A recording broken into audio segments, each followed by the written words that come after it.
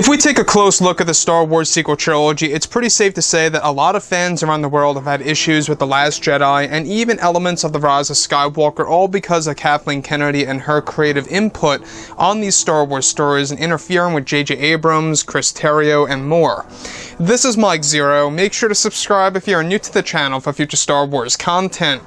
Now, one thing about Disney and Lucasfilm is that we do know that there needs to be a lot of fixing to the Star Wars franchise. Some of you out there may very well disagree with me on this, but there needs to be fixing nonetheless. Not just the structure of the franchise and exactly where it's going, but also exactly the leadership over at Lucasfilm. Now, we do know that Bob Iger is currently working very hard on a replacement for Kathleen Kennedy sometime in 2021 in order to leave behind a great Star Wars legacy, as he too will be leaving next year, and that's going to be a big moment once Bob Iger leaves not just Star Wars, but also Marvel and just everything related to Disney. It's going to be a very interesting change to see exactly what Star Wars is going to look like without Kathleen Kennedy in full, and exactly what the future will look like on the other end here. Now, with The Rise of Skywalker, we do know that this movie had a very tough production, not just because of the reshoots and the rewrites, but entirely because of Kathleen Kennedy and herself interfering with the creative decisions made by J.J. Abrams and Chris Terrio and even George Lucas, of all people, the creator of all things Star Wars that started back in 1977 when the saga first began. Now, with that being said, what's rather intriguing is that now that both Disney and Lucasfilm are finished with The Rise of Skywalker, they are moving on to their new Star Wars universe, as well as their new Star Wars trilogy. Disney currently has a plan in place in order to satisfy many of the fans around the world, to create a better future for the Star Wars franchise. However, both during and after the premiere of The Rise of Skywalker, many interviews were given to Kathleen Kennedy to answer about the Star Wars franchise, where it's noted that at one point in time, when asked about George Lucas and his role in the Star Wars sequel trilogy and whether or not Kathleen Kennedy needed George, Kennedy states that both for The Force Awakens and The Last Jedi, that she didn't need George Lucas and his input for Star Wars, and that she thought it was the right decision to dismiss his ideas for both The Force Awakens, The Last Jedi, and even partially for The Rise of Skywalker, and that they wanted George back for The Rise of Skywalker eventually, where many of his ideas were used and later put to the wayside. However, Kathleen Kennedy states that they did not want George's main ideas for The Rise of Skywalker and decided to not use them for the story, and that many of those ideas will be told in the new canon material, such as books and novels.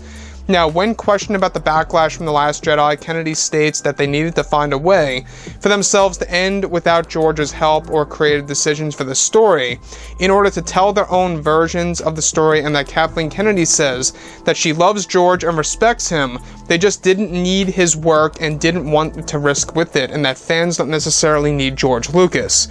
So, when we look at Kathleen Kennedy, this is yet another example of her incompetence over at Lucasfilm. Now, obviously, things are changing as we speak.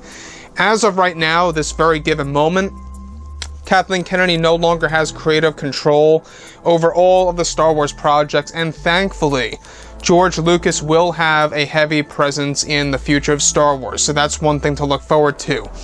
As far as the past goes, Kennedy stating that she doesn't need George Lucas and that the fans don't necessarily need George's work in these Star Wars films, it just tells us that once again, they don't respect the creator of Star Wars. This kind of brings us back to what Bob Iger said a couple of months ago before the release of Episode 9, that George felt very much betrayed from, of course, The Force Awakens and The Last Jedi and what they did with his work, and how they really did not use a lot of his ideas.